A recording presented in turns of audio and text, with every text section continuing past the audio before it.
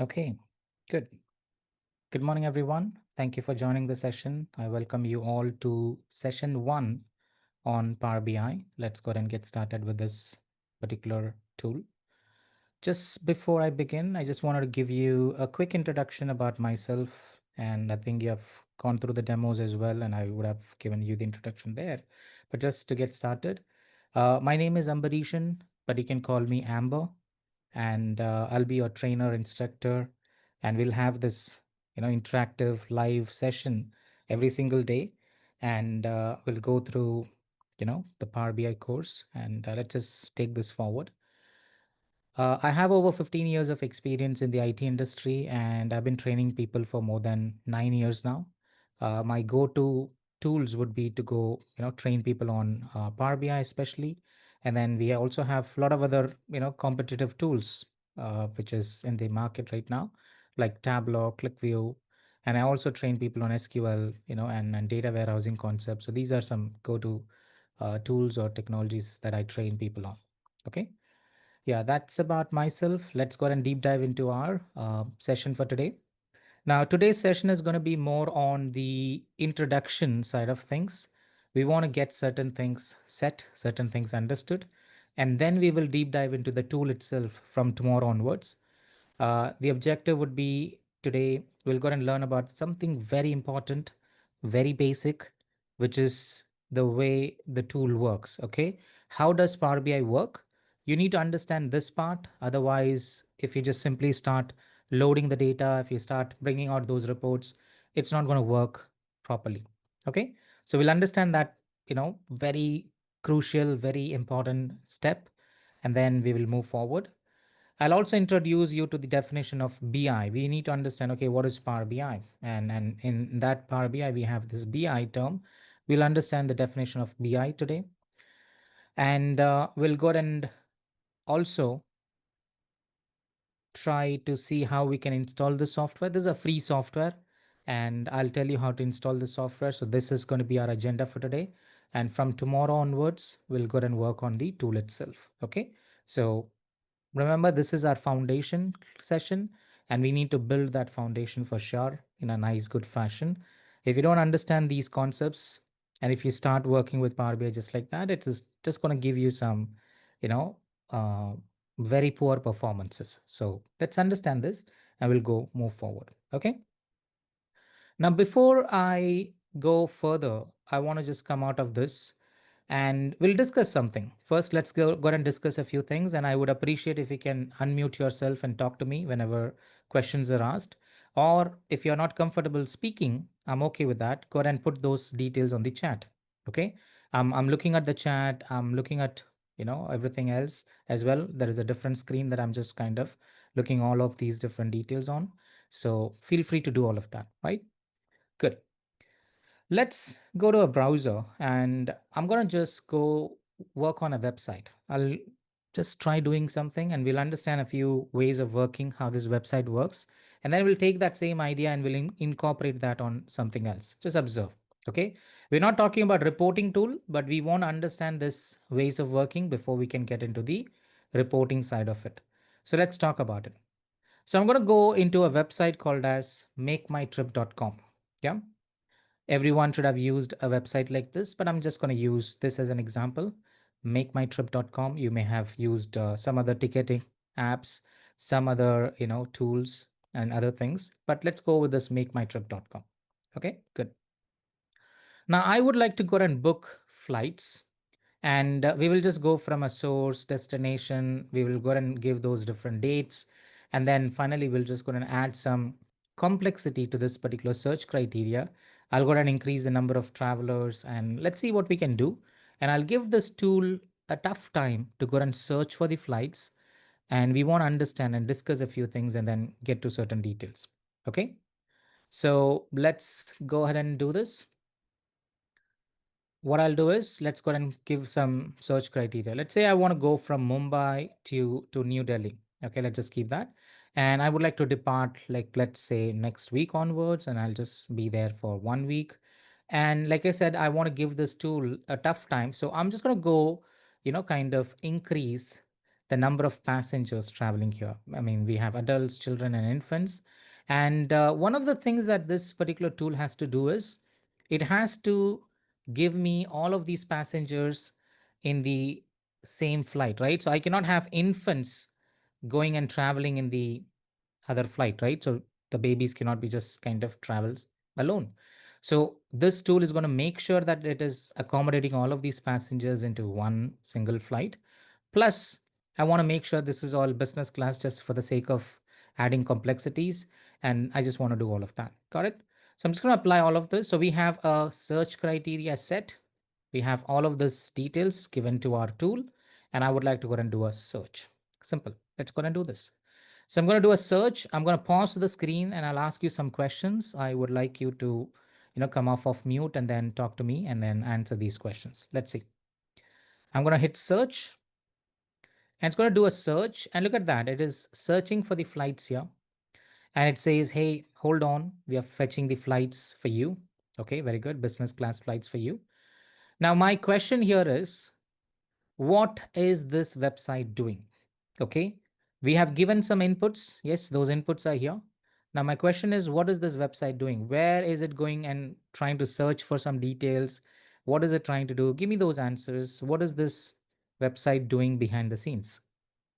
Anyone? It's fetching the data from the server.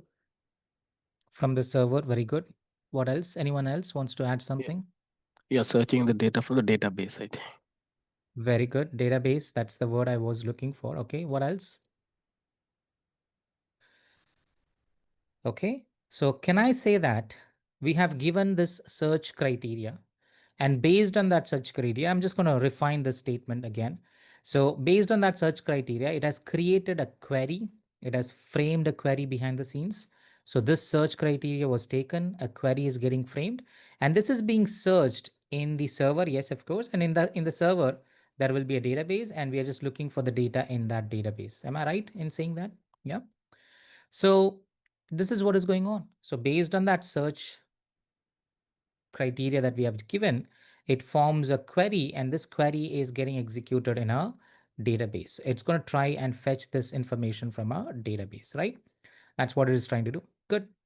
Let's come out of this frozen mode. And then what I'll see is I'll see that the flight results are all here. Okay. So I hope you're understanding this. So this is a website, by the way, and we'll do the similar things in reporting environment as well. I'm just trying to kind of show you what's going on here. So let's go back. I'm going to do this in real time and you'll find some lags here and there. I want you to understand this part as well. So let's just do a Chennai to New Delhi. Okay. And then we'll just go and say, okay, these are the departing dates. I'll just go and make that, 2 week stay and all of that. Travelers just remaining the same.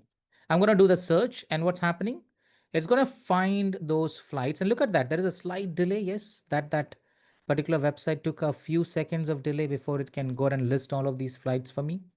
That delay is something that I want you to keep in mind. We'll do this one more time, just one last time. Let's go back. And I'm just going to do Bengaluru to New Delhi. And then let's just keep something other dates here. I'm just going to do that. And let's just search for details here. So you can see there is a slight delay, a bit of a delay, and then it gives you this result, right? The delay is not because of my internet connection. It's not because, it's a poor internet connection. No, it is trying to fetch that data and it takes about a few seconds, 1 or 2 seconds to go to the database, hit the database, do the search query, come back with the results. So it takes a little bit of a time, right? So that's the reason it was all doing that. And I just want you to keep that as well in mind. Okay, good. Now let's go back to our slides here. And what I want to go and talk about is I would like to go and talk about how these reporting tools, yeah, we're now entering into the BI tools or reporting tools. How were these tools working in the past?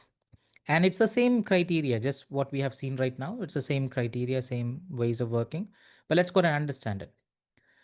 Now I'm showing you a reporting tools snapshot here. It's more like old traditional reporting tool, and this is called as SSRS.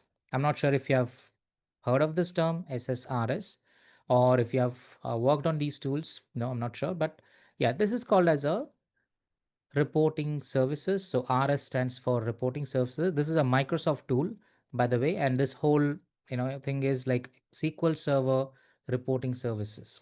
All right, that was a tool, that is still a tool. This is just an old traditional tool, and this also has those inputs. Can you see that? We have to go and provide those drop downs, and then it will give you the results down below.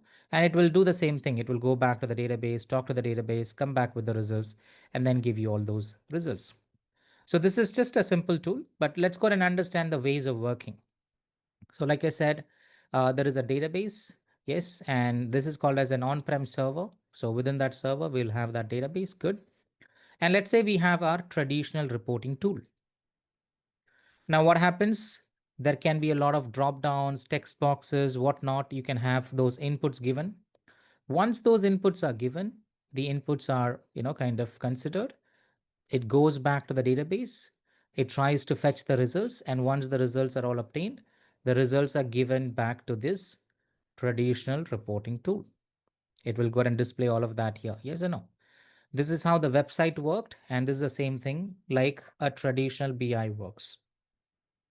Okay, clear? Yeah. But let's take a step back and we want to understand something. Okay. Now let's say this website, or sorry, this reporting environment, this server is not a normal server. This is a server for, let's go with, something like Amazon. We'll just go and look at an Amazon's database. Okay. Let's say, for example, now you're creating a report for Amazon, and how big is this Amazon's database? Let's assume something. Okay. You know the trick. And you know that there are a lot of transactions happening in the Amazon's website. There is an app for Amazon as well. So people are booking and ordering a lot of things from the app as well as the website. Yes or no? So there are millions and millions of transactions happening, and what you have is you have so much of orders coming in every single day. Amazon is just serving a lot of different people. There are a lot of orders. The orders are coming in from India, from across the globe, and there are different places from where they are just sending these products to their home, right? The customer's home. Good. You know the trick, and you know the way this all works. And I'm just going to assume something. Let's say there are like what, 10 million records, 10 million transactions per day.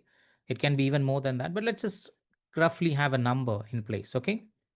Now, what your manager wants is your manager or your organization wants to go and have, let's say, for example, last 7 years of profit trend kind of understood. So you're just talking about profit here. You're just kind of talking about last 7 years of profit trend. Let's say, for example. So this is going to be our profit trend. We are talking about 7 years worth of data. So let's just do a quick math. You're talking about, or we are talking about, or we are assuming a 10 million record per day transaction. Let's do the math and just do this for 30 days. Okay, you get a big number.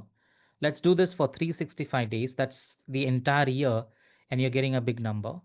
And then you do this for last 7 years, multiply that again by 7 years, and then you get a big number now.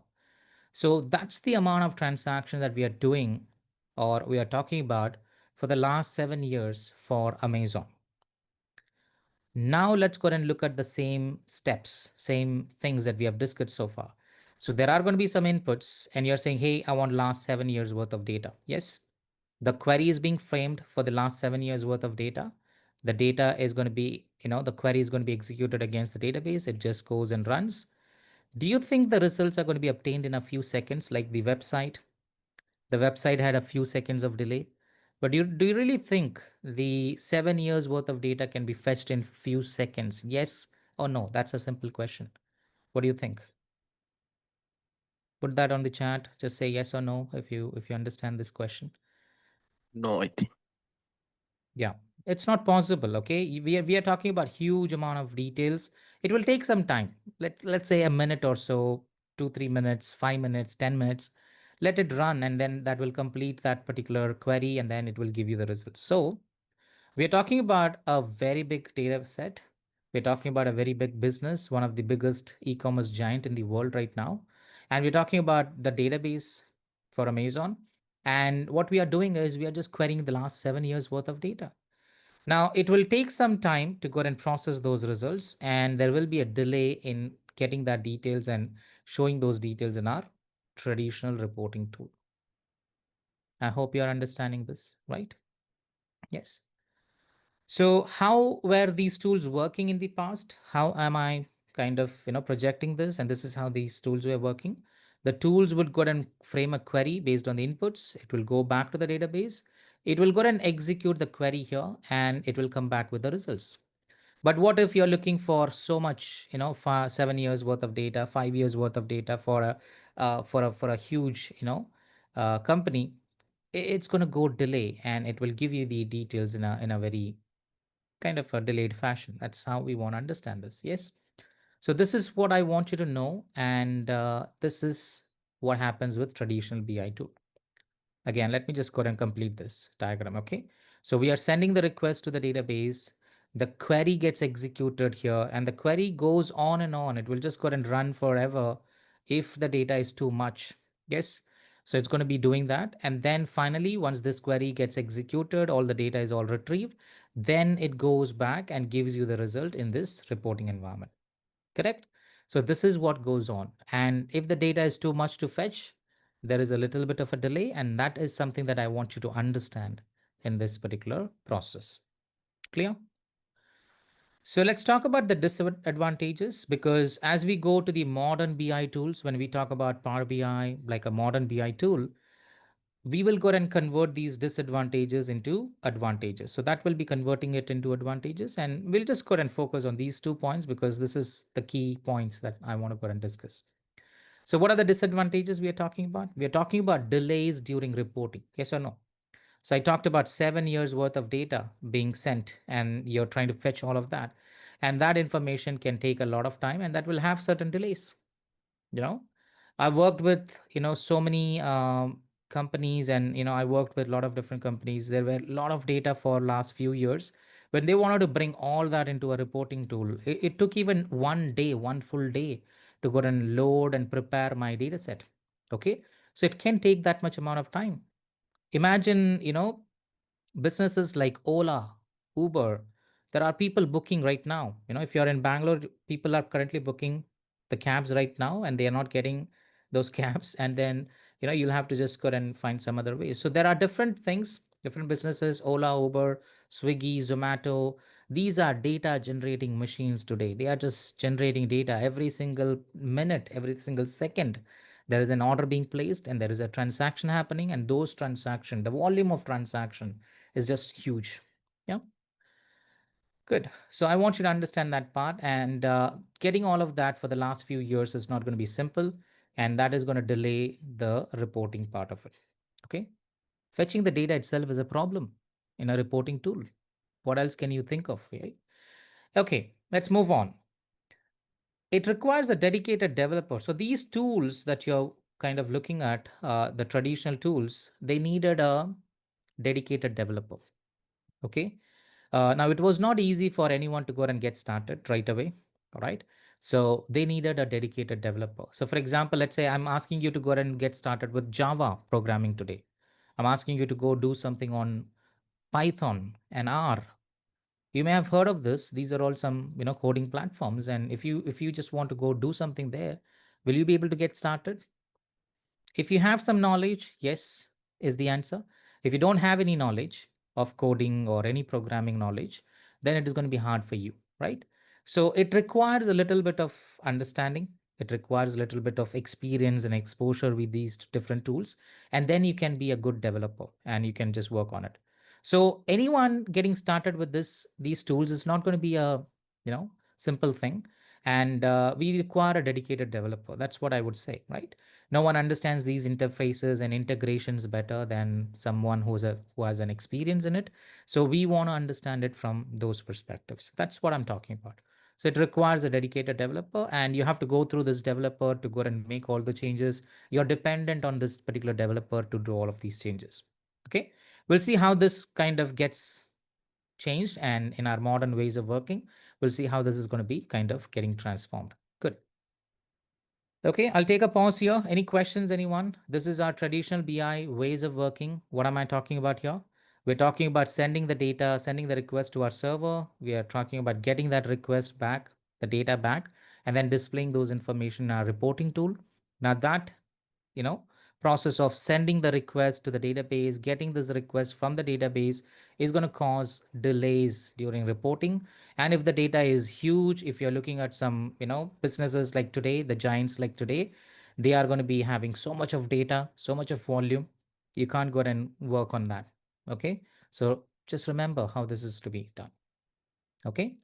Good. Let's move on. Any questions? Just asking one more time. Anyone? All good so far? Yeah. Yeah. Okay, good. Let's go ahead and move on.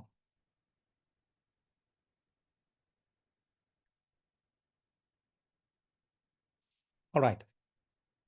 Let's go ahead and talk about the modern ways of working. And we are going to introduce ourselves to Power BI and we are going to understand how Power BI works. Okay, now this concept is very, very important, guys. I want you to understand this. This is going to be our foundation. The next topics that I'll go ahead and cover, every single topic that we touch base on in Power BI, you are going to think, you are going to, you know, um, always remember this concept. You'll have to bring in these concepts and understand whether is it affecting this particular concept or not. So let's go and understand this. I'm calling this as the foundation of working with Power BI. This is how Power BI works. This is how Power BI behaves. And if you just take it for granted, the tool is going to just give you all worst performances. Okay, so let's go and understand this part.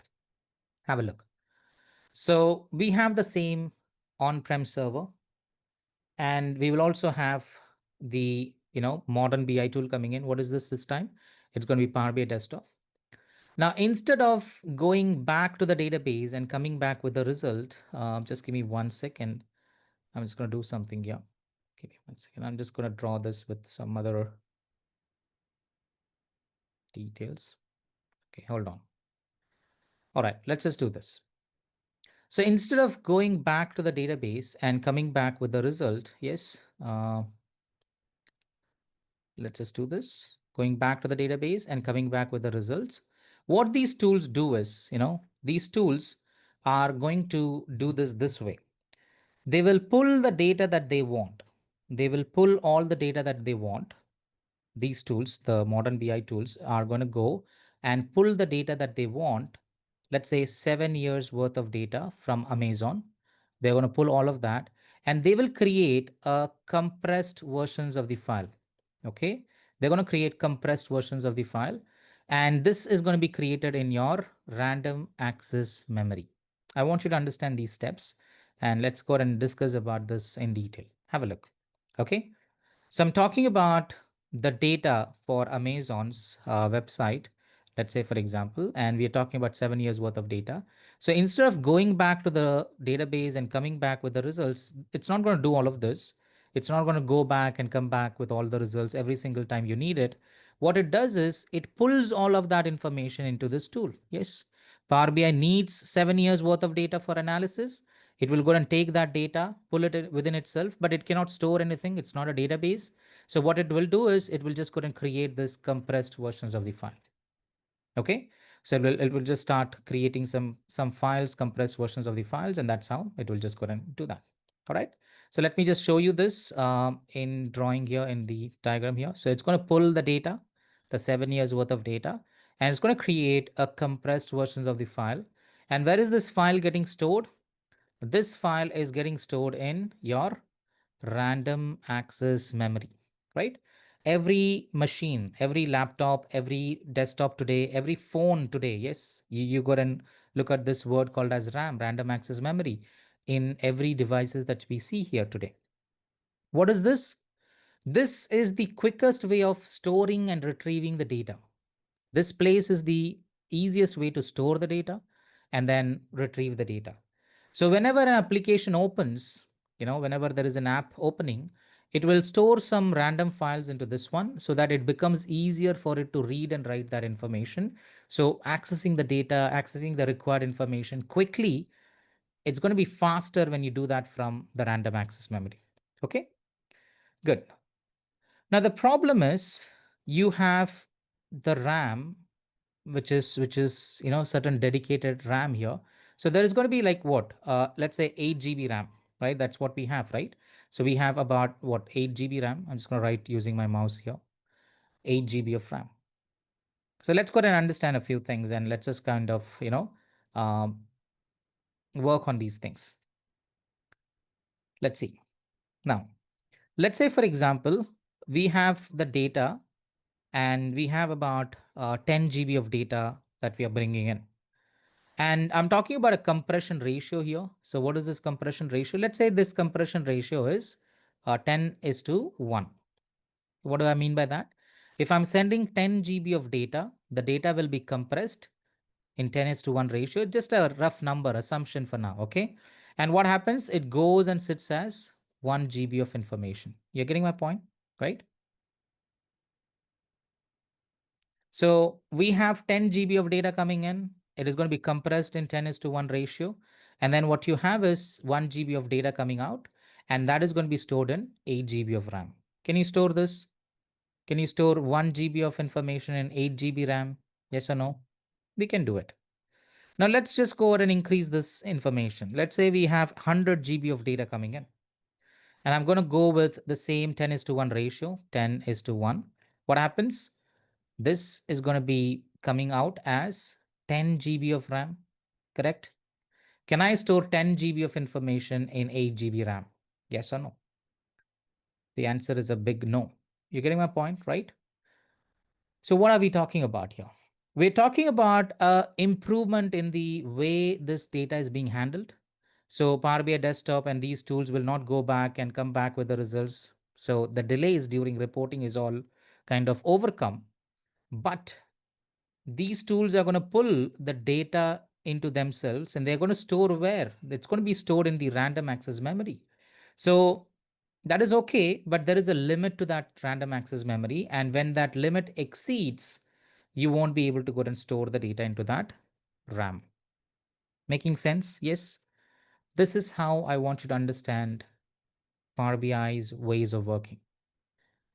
Since we are using memory, the random access memory, I'm going to call this as in-memory tool.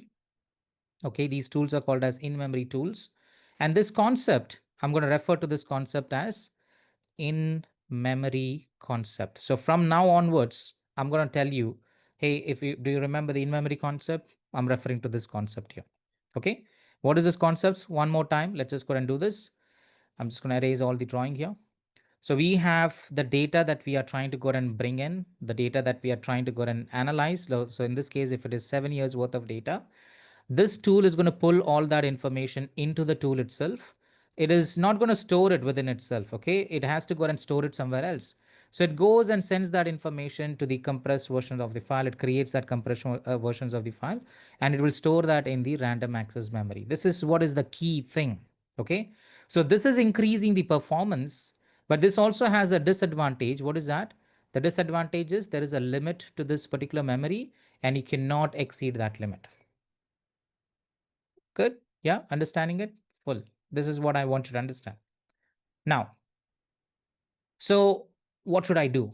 My manager is expecting 7 years worth of data, and I'm not able to go and pull 7 years worth of data into Power BI. What should I do? Now, remember the compression ratio that I gave you, 10:1 or something like that. This is just an example. This is just an assumption. I just want you to understand what happens when you bring in so much of data, right? So it is not the actual number. The compression ratios are very good, very high. There is a data engine behind the scene, and this data engine is going to give you a good, nice compression. Okay, it does that. We don't know the numbers, but it does a very good compression. Now, I don't want you to load, 7 years worth of data for Amazon and then work. If you work on Windows machine, what happens when a lot of things are going on? The Windows machine hangs. Yes. Now, if you're dumping too much of data in your random access memory and this memory is getting full, what happens? You're actually choking the memory. This is the breathing space for the tools and applications within your machine, right? If you have so much of RAM, if you have so much of RAM to use, then the performance of these applications are better.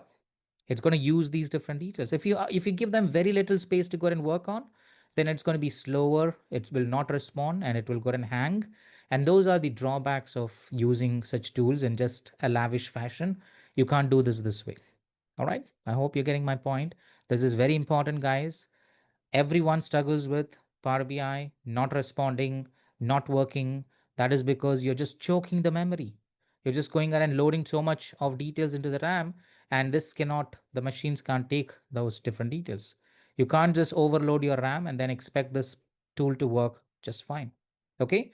So please don't do that. That's the first mistake that every people do. And I'm just using this concept. I'm just going with this concept as the first thing in our class because I want you to please know this.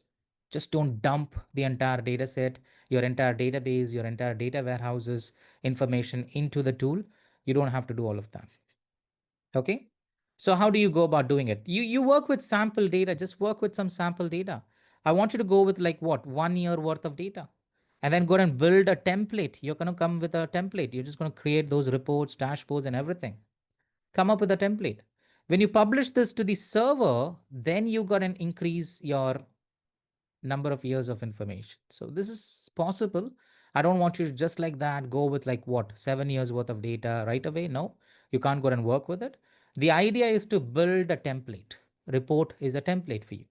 Then if you increase the number of amount of transactions coming in, the number of years of data coming in, then it goes and gives you all that information. So don't start off with huge amount of data. No, start off with something very less. Even 1 year worth of data for Amazon is huge. You can understand that.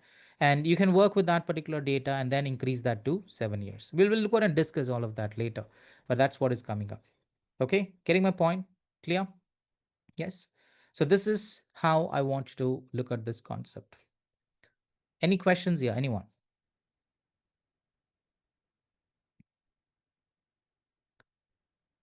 There is a limit to the random access memory. It can be 8 GB, 16 GB, 32 GB. I don't think there is a machine that you'll get in your office or organization where it's going to be more than 16 GB or so. You can expect 32 GB of RAM in it. That's the best you can get. But I don't think you'll have so much of things, right, going on. So don't use those basic laptop like 2 GB, 4 GB laptop. It's not going to work. Power BI is not going to run on that. Even if it runs, it's going to be very, very slow. Okay. So yes, please understand that part. Good. I hope you're understanding this concept. This is what I want you to know. So like I said, once you're done with all of this, and what you do is you go and publish this particular detail. And by the way, yes, I want to go and tell you something. Once this data is obtained, once Power BI goes and gets this information, let's say last 7 years worth of data, it's going to pull all of that information, right? 7 years worth of data, and it creates this compressed versions of the file. What I want you to understand is this connection will be cut off. This connection will be cut off, and Power BI is going to go only work with this compressed versions of the file, the local copy of the file that it has created. It will work with that. It will not look at the database. So it's not going back to the database. It's not going to be coming back with the database results. No, it will pull the data and it will just create that compressed version of the file, and it will start working with that file. It will read and write from that particular file. That's what I want you to do. So I'm just going to go show you this part. So I'm just going to cut off this link. Oops. Cut off this link, and then it's going to just only look at this compressed version of the file, and it will read and write from that particular file. Yes, getting my point? This is how it works. Good. Now, like I said, once you're done with all of this, you're going to publish this to a cloud-based environment. We'll talk more about it. The cloud-based server where we will publish is called as Power BI service. Okay. This is our Power BI service environment. You're going to publish that to a cloud-based environment. And there you can work with your data set. You can increase or decrease the data set. You can do a lot of things there. We'll discuss more on that later. Okay. So this is the entire concept. What is this? I call this as in-memory concept. And if you remember this concept, if you just go and keep that in mind all the time when you work with Power BI, whenever Power BI responds in a different fashion, let's say it's not performing better, it's giving you slowness, it's kind of very slow in getting a lot of different details. You click on something and you have to wait for a few seconds before that can just come out. That can be two different things. You are using a very poor laptop, like 2 GB RAM, 4 GB RAM, doesn't work really today. You can have it, you can run this particular software, but it's a heavy software. That's the first thing. The second thing is you have too much of data and it can really cause the performance of these different applications to go down. And that's not something that we want. We want some good, nice laptop with some good configuration and this application working a better way, right? Good. Now, let's go and talk about the advantages of this particular technique. What is it? Since the data is lying in your local RAM, yes, it lies in your local machine. The data from the database has now been brought into your local RAM. Yes or no? So reading and writing from this particular, compressed versions of the file and the data becomes easy, and hence the reporting time for in this particular case and using these tools become very, very less. So the reporting time drastically comes down when compared to the traditional ways of working. This is going to give you a better performance in and response to your queries. That's what is important to understand. Good. Yeah. The second point that I want you to understand is this is called as a self-service BI tool. What is a self-service BI?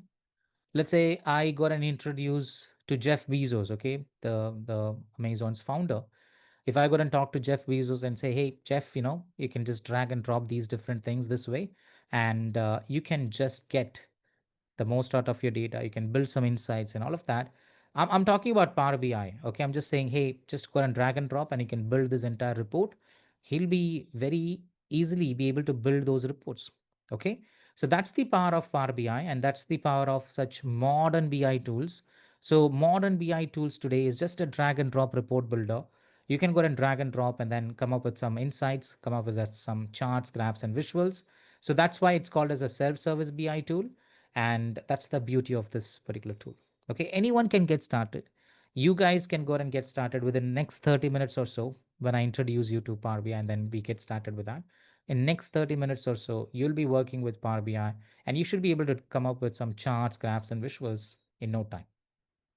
But we'll have some other ways of going ahead and doing it because we are developers. We just don't want to go and just get started. We want to do everything. We want to be fully controlling this entire report. So we'll look at it from different aspects, but anyone can get started, like I said, drag and drop and then build their own report. They can do all of that. And that's the advantages that we're talking about. And this is something coming from that traditional BI tool. We had the disadvantages, which is the delays during reporting and a dedicated developer being all the time available. So these two disadvantages are now converted into advantages. And that's the beauty of this tool. Okay. Got it? Any questions so far? Anyone? Let me know.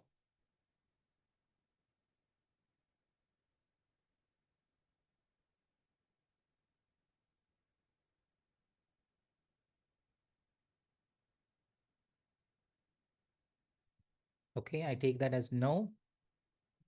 I would appreciate if you can ask questions. There should be questions. I'm not going to be 100% perfect in delivering all of this, but you should have some questions. So, yeah, please bring those questions out. I want you to we will have an interactive session here. I don't want to be the only speaker. Okay. I get bored when I talk to the screen here. I want this interaction to go on. Okay. Just keep that engaging and let's go ahead and do that sometime. Good.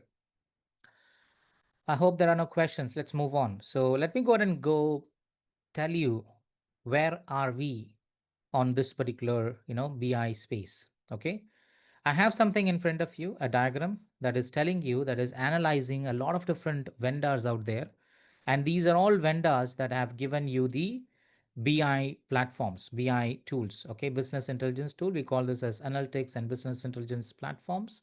So this is by Gartner. Okay, there is an organization called as Gartner, and this company goes and rates all of the tools out there. They will just go and do everything like open source platform. They'll go and do something like analytical and business intelligence platform. They'll go and do rating for all the databases. So they bring out such details out, and this was brought as of May. This is as of May. This is the latest that I have. And you can see that Microsoft stands as a leader in this particular space. Yes or no? So this is called as a magic quadrant. And there are four different, players in the market right now. There are visionaries. Let's say I have a vision. I want to solve a problem. I have some business idea in my mind. I'm called as a visionary, right? So I can just go and have those things trying to incorporate. I've not started yet, but I'm just having those visions. So these tools out there is more like a visionary, and they can come up to all of this leader space. It can just go through that and then come up there, but that's our visionaries. There are niche players. There are some good, nice players there. There are challenges. So these tools will have challenges, and there are challenges. Amazon Web Services has some product that is challenging these different softwares. So they are challenges, and there is no time, within no time, they can move to the leader space. That's how they are. And this is how I want you to look at this entire space. Now we are focused on this leader space, just focus on that. And look at this. These are the three tools that I've worked on: Salesforce or Tableau and Click. I've worked on these three tools, and these are the best tools out there in the market right now. Google is coming up. Google has acquired a lot of different other tools, and they are just kind of moving up in this particular game. But look at Microsoft. Yeah. Microsoft is a clear leader in this particular thing. And we are learning this Microsoft's tool, Power BI. And this is the leader in this particular space. Now, Microsoft's Power BI, I'll just go ahead and give you a background about this. This got launched somewhere in 2014, the end of 2014, or at the beginning of 2015, somewhere between that line. Okay, that was the time when it was given to the public to use. So I started working from that right moment. Okay, I was put into a project and I was looking at this Power BI tool, and it was a new tool, brand new tool. There were no so many features out there, you know, and the features and other things will improve. Imagine the first airplane, right? It was not the perfect airplane. It's not the airplane of this era, modern era. It was just a different airplane.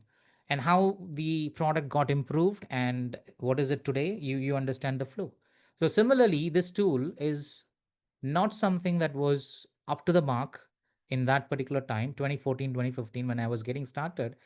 It was all very basic, very minimalistic design plus platform, but it has that essence, what we are going through right now today, and we'll just talk about it. It has that essence, but it did not have that full-fledged feature. Okay. So it was just launched, and within a couple of years, Microsoft took this entire industry by storm, and it became the leader in the market right now. Okay. I'll show you this. So 2014, 2015 is when we were talking about, this getting launched. Let's go ahead and go talk about Gartner's quadrant. Okay. Quadrant. Let's just say 2015 or so. Let's just do this. And we want to do this for BI space, right? So BI space, let's just go and do that. I'll just go to the images here. All right. So let's talk about the Gartner's quadrant in 2014-15, something like this. And I don't know if this image is going to be the perfect image, but let's just look at it. 2015, this one, let's go and look at this. I'm going to open this in a new tab. Let's see if that is clear. No, not so clear, but let's just go and try that one more time. Okay, let's just understand this. This is Microsoft, okay? It's not that clear, I know, but still bear with me on this. This is Microsoft. This is Click. I told you I worked on this as well. And this is Tableau. Tableau was the leader in the market at that particular moment, 2015, right? This is the moment. So let's go to, let's say 2017 here, just 2 years down the line. Let's go to 2017, and I'm just going to see if this is a good, nice one. Right click, and then we'll just go ahead and open this in a new tab, and look at that. It's again not that great of an image. This is Microsoft. Where is Microsoft? It has come into the leader space already. It is just, at par with Tableau, and Tableau was a 25-year-old tool. It's a 25-year-old tool. It's like having 2 decades of experience and exposure and understanding and what the market needs and all of that. It was there in the market for 2 decades, and Microsoft just within 2 years has, equaled that particular tool's, performance. That was the way Microsoft was emerging with Power BI. Okay. Let's go and go down the line, 2018, 2019, let's say 2020. Okay, BI tools. Let's go and talk about that. And look at the tool here. Look at Microsoft here. Let's go and open this in a new tab.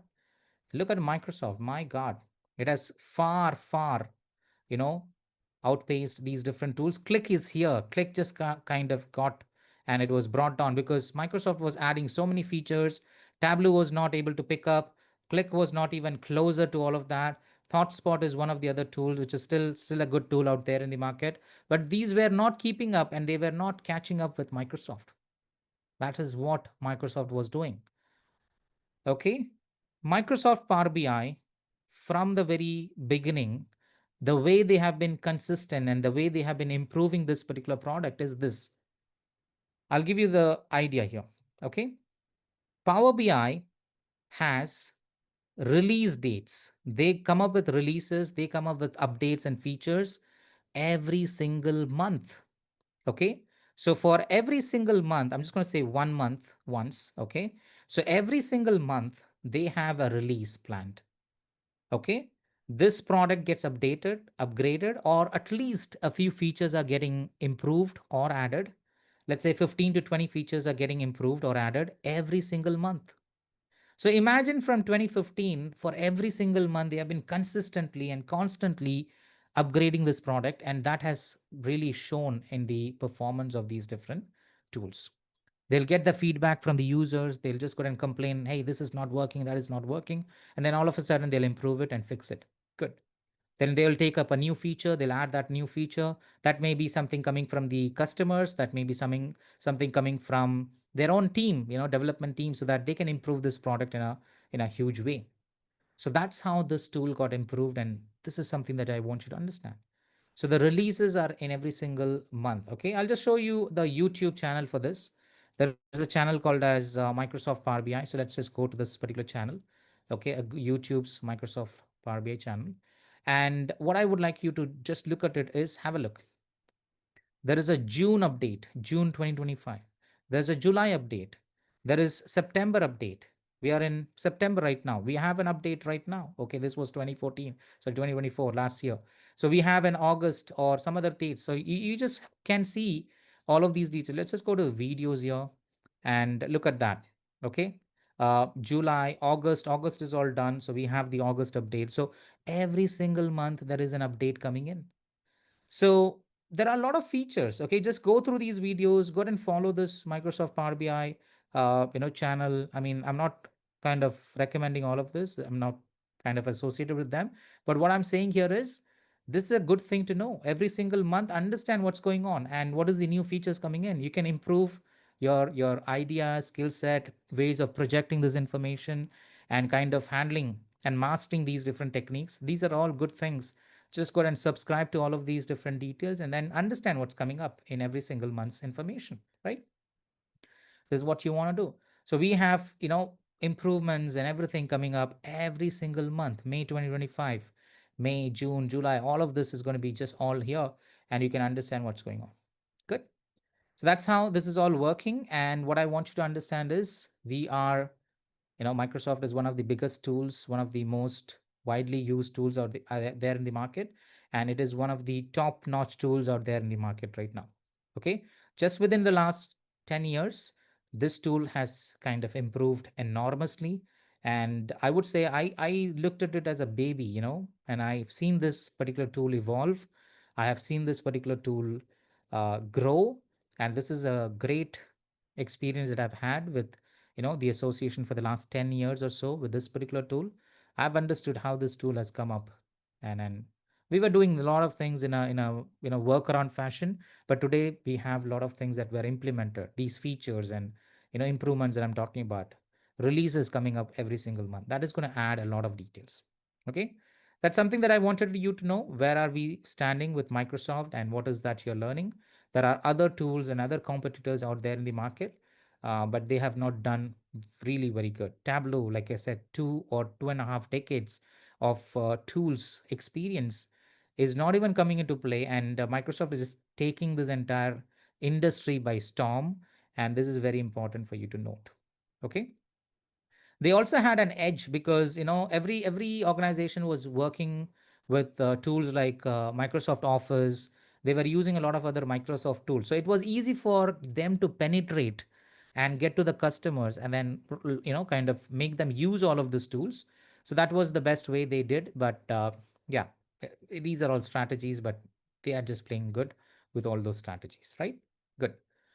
Let's go to the next topic. I hope you're just kind of understanding what I'm just kind of going through. Let's just go and talk about this business intelligence.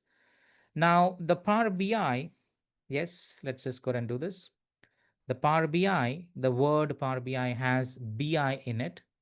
And I'm saying that, hey, BI stands for business intelligence. Okay. But my question is, what do you know about business intelligence? Can someone tell me what is your understanding around business intelligence? Let's see. Anyone? Any thoughts? Mm. What is BI? What is business intelligence? Yes, please. Yeah, based on the organization objective, we could analyze some data and get decision making for the better uh, achievement. Okay, very good. Very good. I think you have got it right.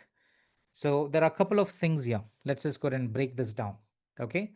So what I want you to understand here is we have data. Yes or no? There are a couple of things.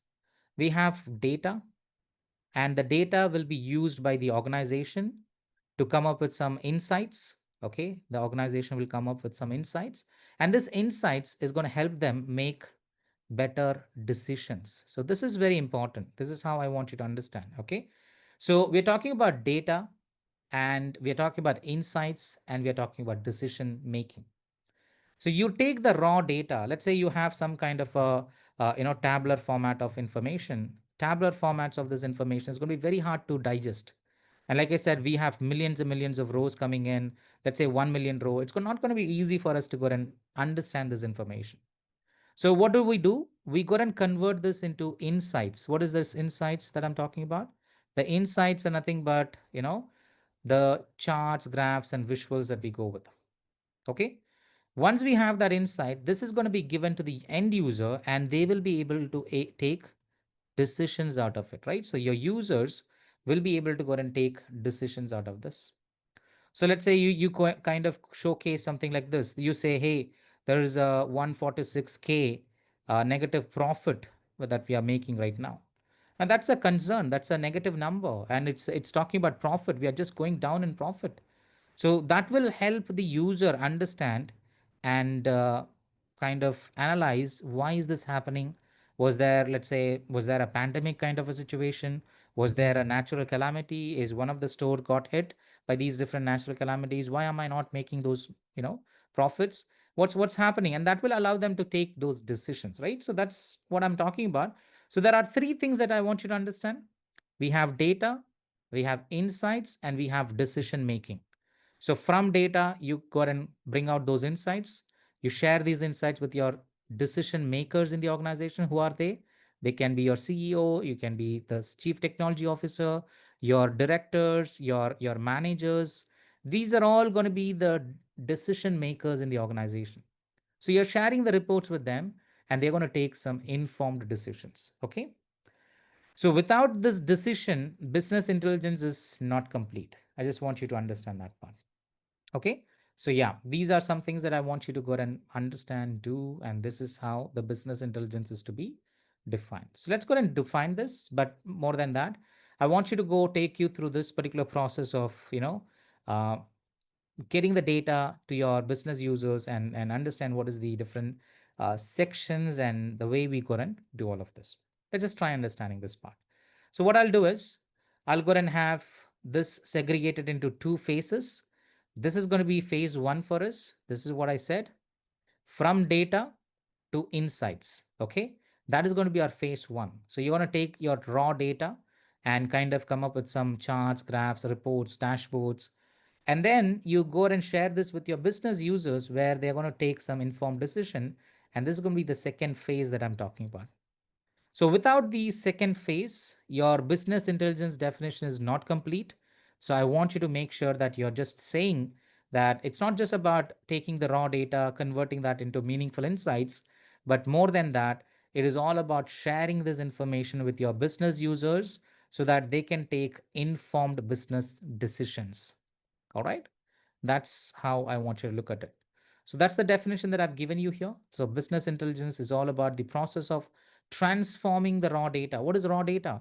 It can be a huge data, tabular format of the data. Just looking at this is not going to make sense for a human being. Okay. So what you do is you slice and dice this information. You go and have the different perspectives kind of showcased. You go and create some charts, graphs, and visuals and all of that. And you're converting this into some sort of an actionable insights. Yes or no? The raw data is getting converted into an actionable insights. By what? Through some data analysis, visualizations, and reporting. So you're going to give some analysis or visualizations and reporting kind of a stuff. And once you have all of that, this is going to help the user to make that informed business decisions. That's what we call, and that is how this is all going to work. Okay. I hope you're understanding this part. Without this details being shared with your user and they are not able to go take those decisions, the definition is completely or incomplete without this part of the process. Okay. That's why that phase two is very important. So we work a lot in this particular phase, the first phase of the process, where you take that raw data, you convert that into some nice insights. But more importantly, you'll have to go and share that with your users. And what you have to do is you'll have to allow them to take those informed decisions. Your visualizations, your reports should go and allow them to take that decision. And that's when you can say, hey, this is all BI and this is the entire definition of business intelligence. Okay, good. Fine. That was our definition. Okay. Now let's go ahead and understand the nitty gritties of this diagram, and we'll just go ahead and kind of segregate this into multiple phases. I'm just going to do that this way, and we will understand what's going on here. Yes. So I'm going to segregate these different sections here, and then we'll understand about each of these different sections, what's going on, and then we'll move forward. Okay. Now have a look. The data may not be lying in one single format. When you look at an organization, the data may not be lying in one simple format. Okay. Let me give you some example for this. Let me show you something. Let's say, for example, I'm again talking about Amazon. Okay. Let's just talk about Amazon. And let's say Amazon started their business in 1996. Let's assume. Now, do you think there was this top-notch technologies that they'll go and use when they are just getting started? If you understand the story of Amazon, and if you have seen those old photographs that kind of went viral in the internet and all of that, Jeff Bezos started this company from a basement, I believe. Yes, coding things in the basement and all of that. Most of the companies, Apple kind of started in garage. Yes, they just were not having this top-notch tools, technologies, and innovations in that particular year when they started, right? So every business started small. So let's go with Amazon as an example. So in 1996, let's say, for example, they were just going in and working on CSV files. They were storing all the data in CSV files, or maybe an Excel file, or we were having this Access database kind of famous in that particular day. So let's say the Amazon's data was captured in some way. We'll just go take CSV files, okay? The CSV file is where they are storing all of that data. Good. As they progressed, as they improved, let's say 10 years down the line, 2006, we have some good, nice improvement. We have some good understanding of databases and other things. So they shifted their, CSV file based information to databases. I'm just kind of giving you something, right? Now, we cannot go and store and manage so much of files. So they just kind of improved it and they said, okay, let's move to databases. And they imported and, kind of brought everything into the database. Now database kind of felt small, and that's when some people can go with, like let's say in let's say around 2014 or so, they used something like data warehouse or something like that. Okay, I'm just gonna kind of give you that idea. Data warehouse is a bigger database. It will have historical data plus the current transactions. So that is what the database is always going to have. So let's say that is a data warehouse. And then there came this cloud technologies and all of that. So let's say we are here in a few years down the line, 2018, 2019, something like that, they are using cloud based environments, let's say, for example. Okay. Now look at the shift in transition, and how they have just kind of improved. And this does not happen in just one go.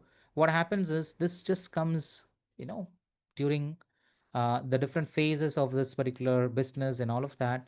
And they just improved from some basic file based storage system to a database and then data warehouse, and then they are now, let's say they are one of the, you know, cloud providers today, but they can also use their own cloud, environments to go and store and work with the data, right? So 2019 or somewhere close there, I mean, cloud based things just started in 2011. So that was the time when I was hearing about cloud technologies and all that, and then they kind of improved, and we are in a good stage right now with the cloud platforms today. So that's how it is. And look at the transition here, right? Now, let's say, for example, someone is asking you, okay, let's go back. What is this? Let's say 20-25 years of Amazon. Let's go back, and someone wants to go and analyze the 24 years of information from Amazon. I'm just giving you this as an example. You want to understand something. So 25 years of Amazon, something like that, or more than that, we have almost 30 years.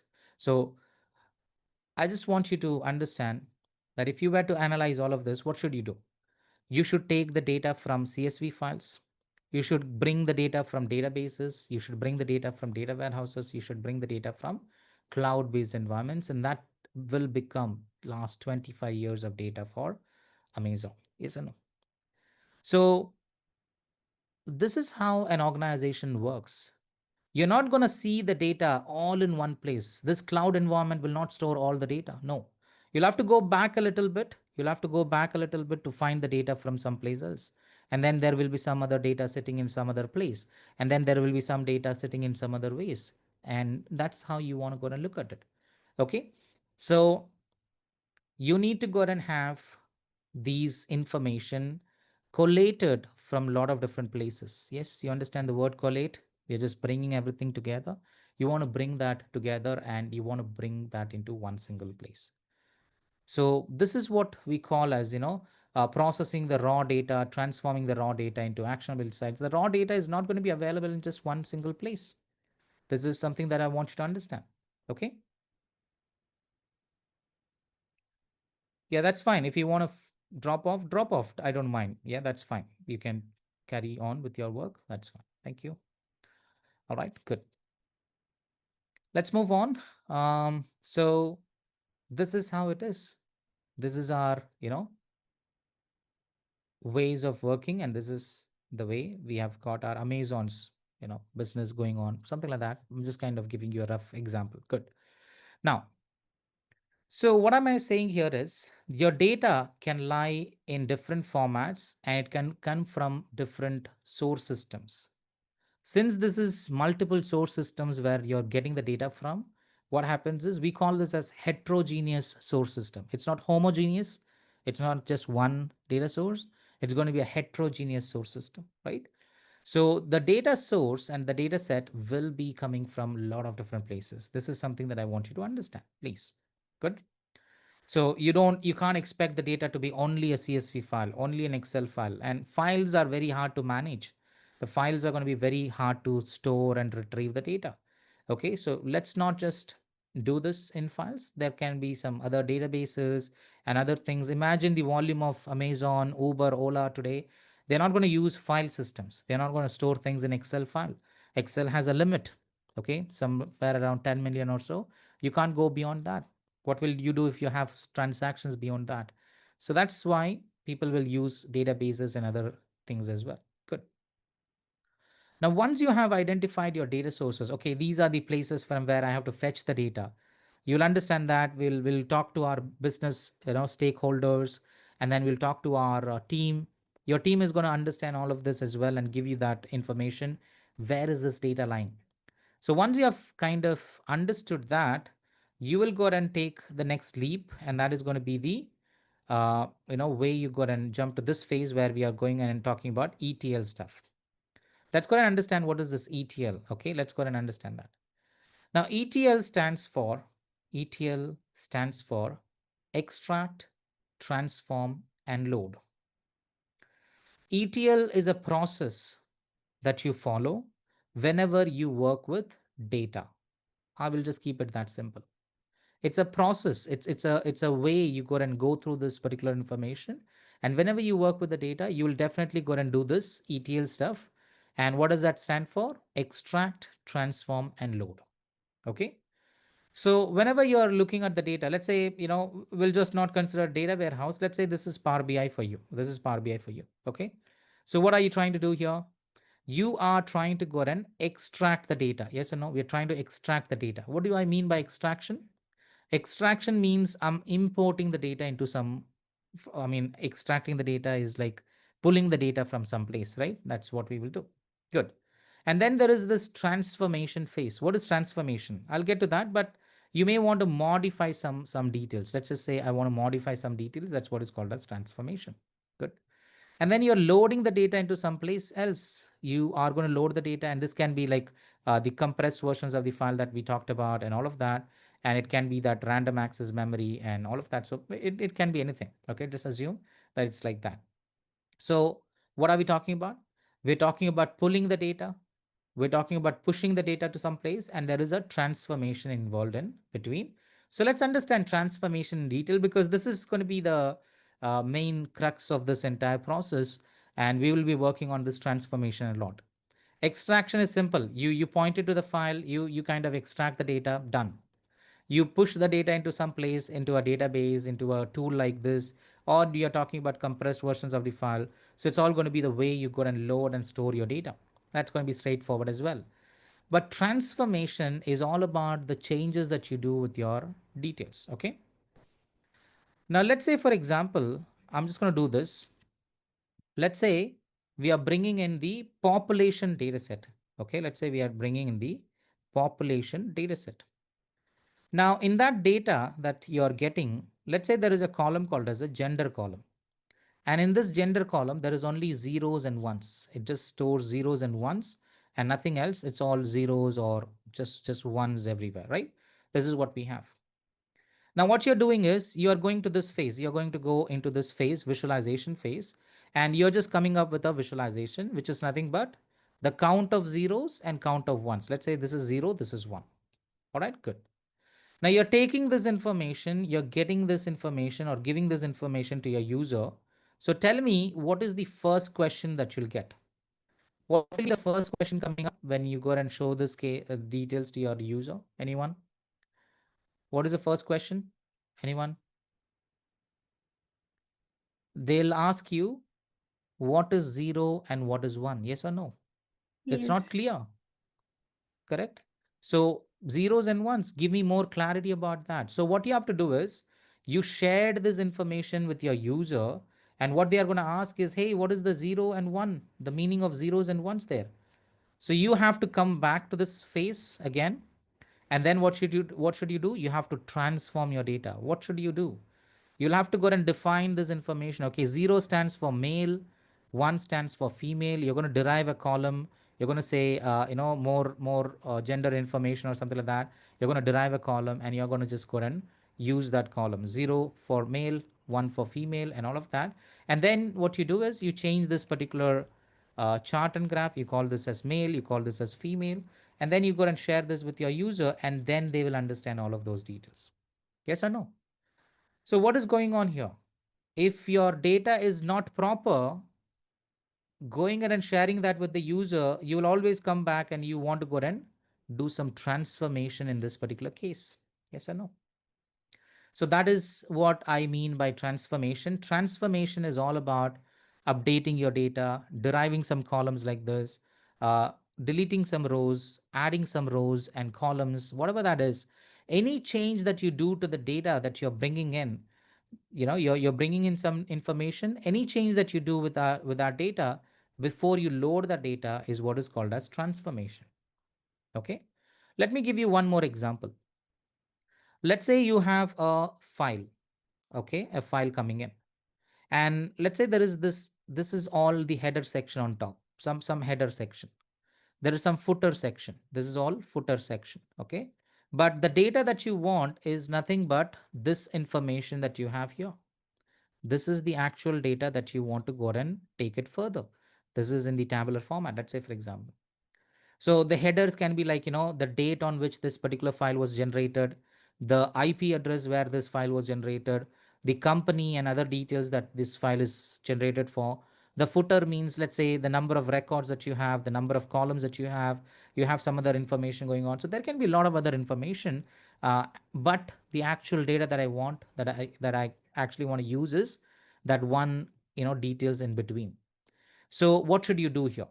In this case, what should you do is you have to go and get rid of the headers, you have to get rid of the footers, and you want to only take that data for your analysis purposes. Is that making sense? So what are we doing? We are deleting some rows, I can say. We are deleting some other rows from the bottom. So the top section, few rows are deleted. A few rows are deleted from the bottom section. That's the transformation I'm talking about. You're modifying your data. Yes. And that's why it's called as a transformation technique. We will go and work on a lot of transformation techniques in Power BI. We'll go and work on so many changes, and I would like to give you a statement. You can just kind of, carve this in stone. And in the sense, it is going to be true for a lot of different reasons. No matter what you do, your data source that you're looking at is never clean. It will have all sorts of anomalies. It will have all sorts of discrepancies and issues and other things. So when you take the data through this particular process, you need to go and do some lot of transformations, and that change is required. Just like I said, the gender column. If you have that in zeros and ones, you'll have to always come back to this section and define what is this, what is that, and that's how you'll have to go take it forward. So you have to modify your data set, you have to transform your data set, and then only you can take it forward. Okay.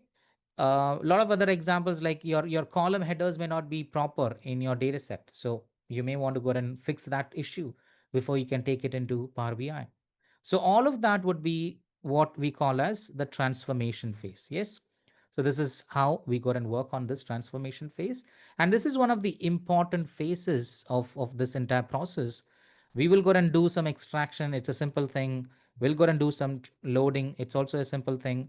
But the transformation techniques is something that you go and work on for sure, and that is what is going to cleanse your data. So we have some different names to this.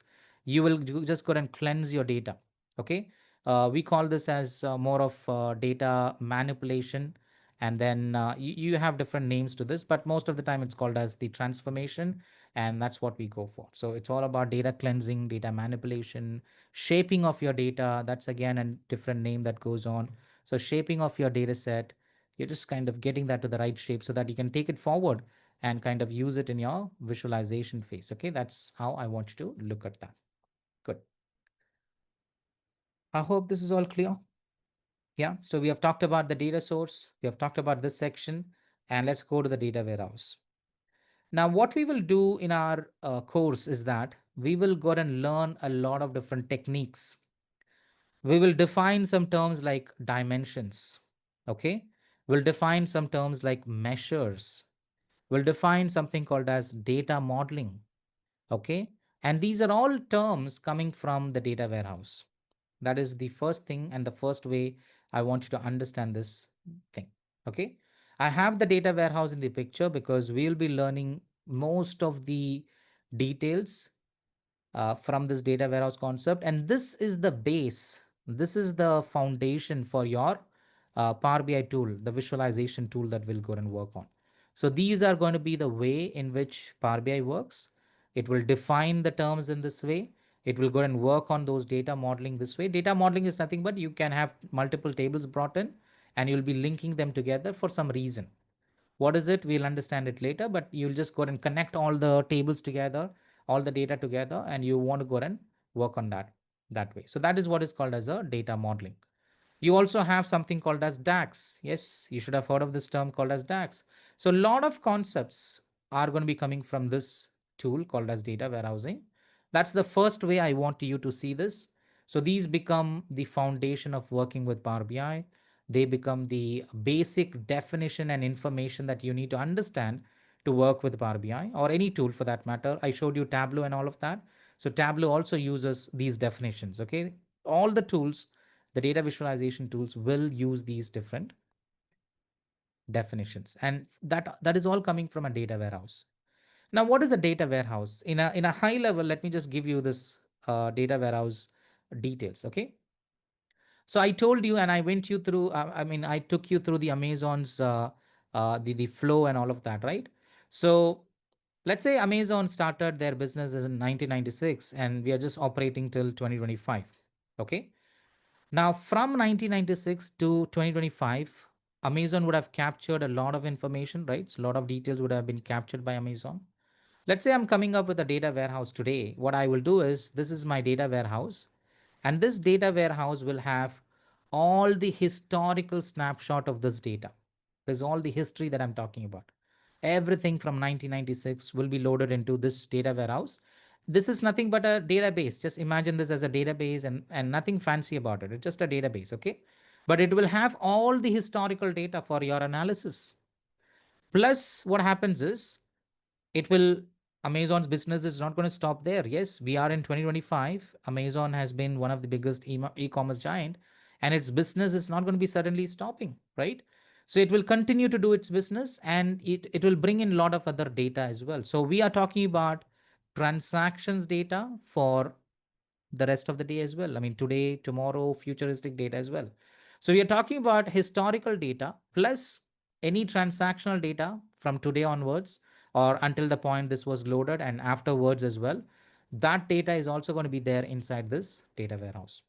So historical data plus any transaction that is happening after that as well is all loaded into that data warehouse. So it becomes a huge database, and that's why we call this as a data warehouse. Okay. There are different definitions, there are different essence to it as well, but I'm just kind of keeping it very simple. All right. So you have the historical data plus the futuristic transactions coming in as well. So you are maintaining everything from the past plus the current transactions, and that is what is called as a data warehouse.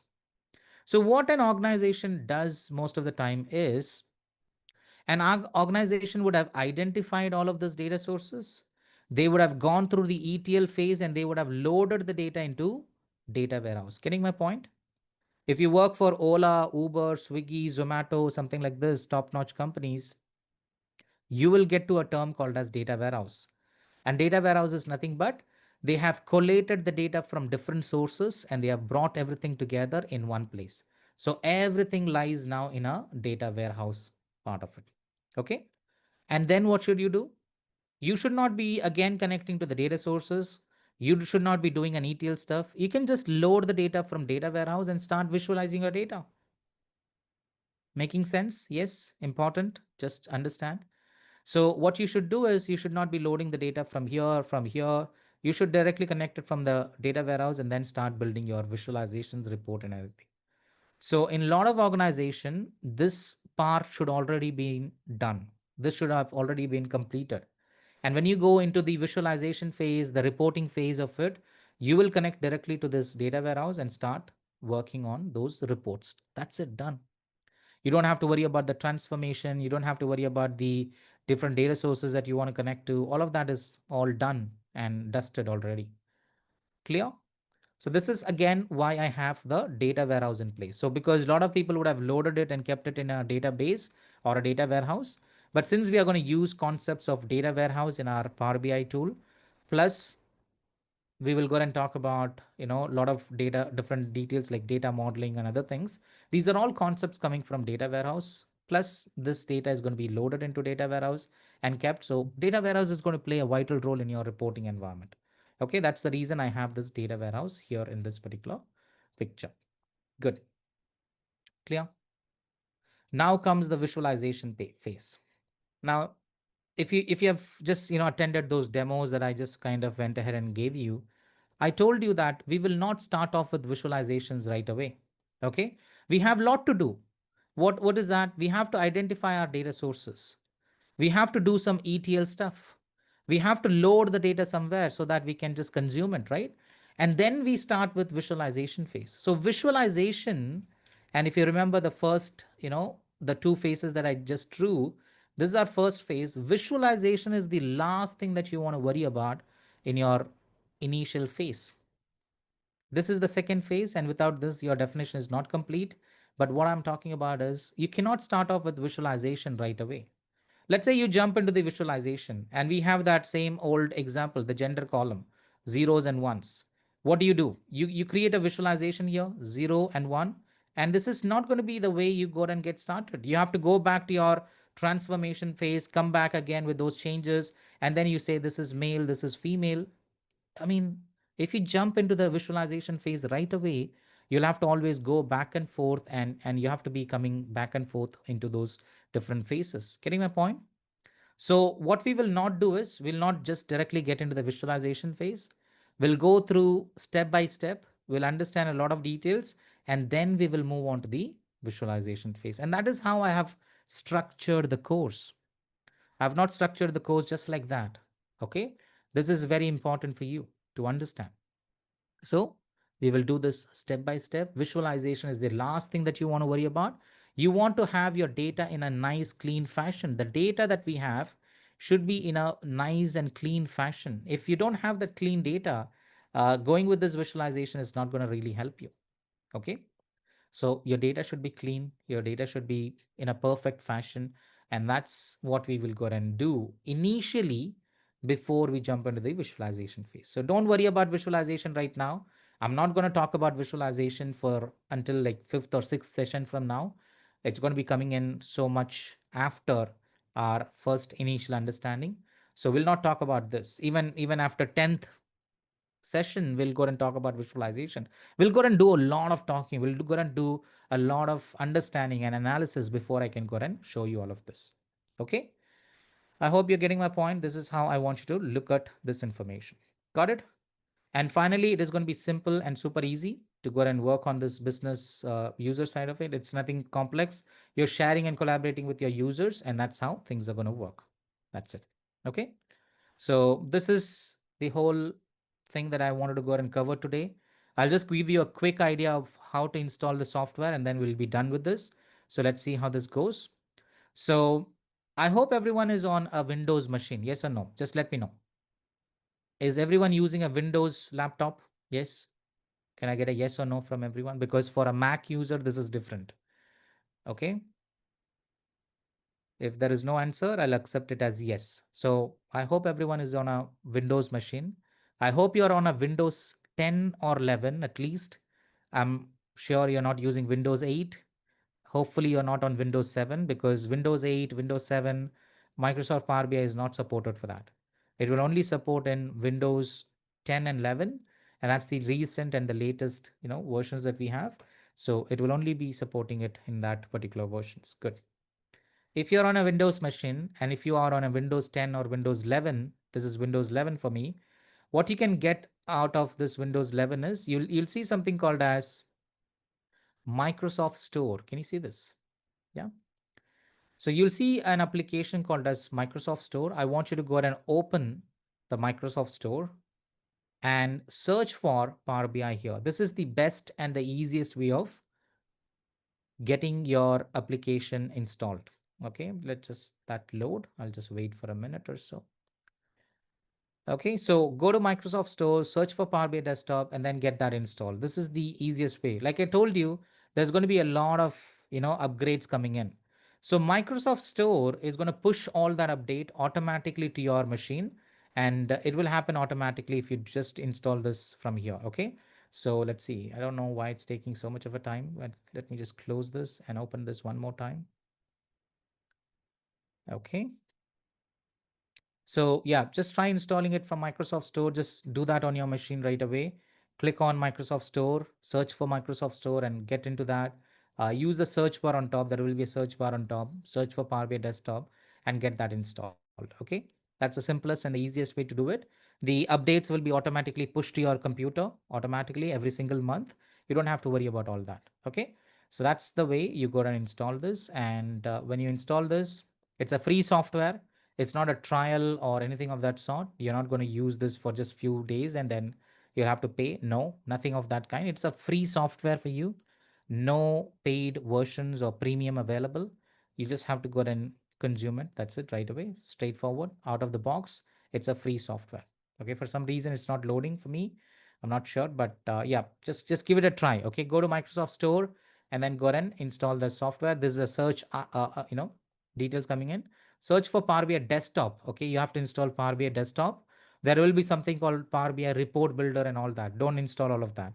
Search for and only install Power BI Desktop. Okay, That is all I want you to do. Just get that ready and just let's, understand this particular software from the next session onwards. I'll give you a brief on how to get started with this desktop. Just keep that installed. If not, I'll show this again in the next session and we'll get go on with that particular part. Okay. Good. For some reason, this is not loading for me. Just go ahead and check that on your machine and then go with that. All right. Clear? Good. Okay. We'll just wrap our session here. It's already 9:30. I'll just go ahead and conclude it here. Any questions otherwise? Any last minute questions, guys? We just looked at the foundational aspects of it. I know we did not go through Power BI yet, but this is important for you to understand. The definitions and the details like this is important. Just gave you that idea. The next session will be on Power BI and we'll jump into the tool itself and then work on it. So no worries. Okay. All right. Any last minute questions? Anyone? Let me know. Otherwise, we'll wrap up this session.